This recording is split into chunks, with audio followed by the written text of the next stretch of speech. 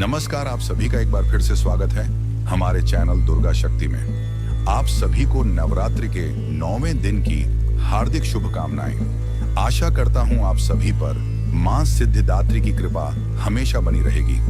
आइए नवरात्रि के 9वें दिन मिलकर सुनते हैं मां सिद्धिदात्री देवी की कथा या देवी सर्वभूतेषु मां सिद्धिदात्री रूपेण संस्थिता नमस्तस्य नमस्तस्य नमस्तस्य नमो नमः। यानी कि हे मां सर्वत्र विराजमान और मां सिद्धिदात्री के रूप में प्रसिद्ध अंबे, मैं आपको बारंबार प्रणाम करता हूं। हे मां, मुझे अपनी कृपा का पात्र बनाओ। नवरात्रि में भक्ति से परिपूर्ण 9 दिनों में सबसे आखिरी दिन देवी मां के सिद्धिदात्री स्वरूप को समर्पित होता है। देवी मां का यह स्वरूप भक्तों और साधकों को सभी सिद्धियां प्रदान करने के लिए जाना जाता है। आज बात करेंगे देवी सिद्धिदात्री की कथा की और उनका यह सबसे कल्याणकारी स्वरूप कैसा है। कमल पुष्प पर विराजमान मां सिद्धिदात्री की 4 भुजाएं हैं। उनका वाहन सिंह है। जहां माता के दाहिनी तरफ वाले निचले हाथ में गधा और ऊपर वाले हाथ में चक्र है, वहीं बाईं तरफ उनके नीचे वाले हाथ में कमल फूल और ऊपर वाले हाथ में शंख है। साथ ही देवी के सिर पर ऊंचा सा मुकुट है। उनके चेहरे पर एक मंद सी मुस्कान है। इस धरती पर दैत्यों के अत्याचारों को नष्ट करने के लिए और मानव के कल्याण के लिए, धर्म की रक्षा के लिए देवी मां सिद्धिदात्री के रूप में उत्पन्न हुई थी। ये देवी सर्व सिद्धियां प्रदान करने वाली देवी हैं। उपासक या भक्त इनकी कृपा से हर कठिन कार्य को आसानी से संभव और सिद्ध कर सकते हैं। देवी पुराण के अनुसार भगवान शिव ने इनकी कृपा से ही इन सिद्धियों को प्राप्त किया था और देवी जी की अनुकंपा से ही भगवान शिव का आधा शरीर देवी का हो गया था और इसी कारण शिव जी अर्धनारेश्वर के नाम से प्रसिद्ध हुए थे।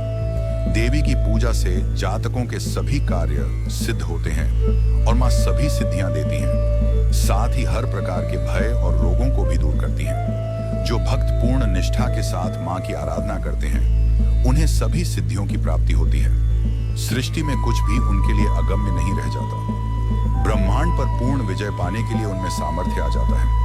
मार्कंडेय पुराण के अनुसार अणिमा, महिमा, गरिमा, लगिमा, प्राप्ति, प्रकाम्य, ईशत्व और वशत्व, यह 8 सिद्धियां होती हैं। ब्रह्मतव्य पुराण के श्री कृष्ण जन्म खंड में यह संख्या 18 बताई गई है। इनके नाम इस प्रकार हैं: अणिमा, लगिमा, प्राप्ति, प्राम्य, महिमा, ईशित्व, वशित्व, सर्व कामा वसायता, सर्व ज्ञातव्य, दूर श्रवण प्रकाय, प्रवेशण वाक, सिद्धिकल्प, वृक्षत्व, सृष्टि संहार करण, सामर्थ्य, अमरतत्व, सर्व न्यायकत्व, भावना और सिद्धि मां सिद्धिदात्री भक्तों और साधकों को यह सभी सिद्धियां प्रदान करने में समर्थ है।